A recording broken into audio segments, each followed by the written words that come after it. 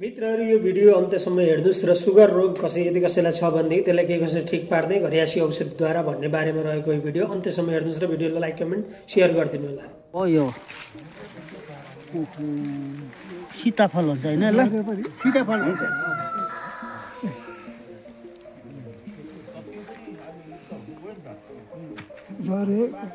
भन्नुस् न यो चाहिँ केमा प्रयोग हुन्छ यो सुगरको दबाई यो चाहिँ सुगर भयो भनेदेखि हजुर यो काटेर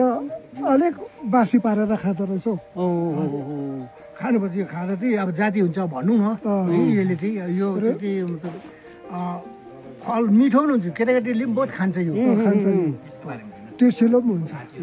भनेपछि उयसमा है सुगरमा चाहिँ चट्टै तपाईँहरूलाई अहिले सुगर छैन अहिले यही खाएर खाँदैछ यसले ठुल्ठुलो पनि फल्छ यो पाक्छ पनि हो ठुल्ठुलो पनि हुन्छ यो त सानो पाकेको त झन् राम्रो हुन्छ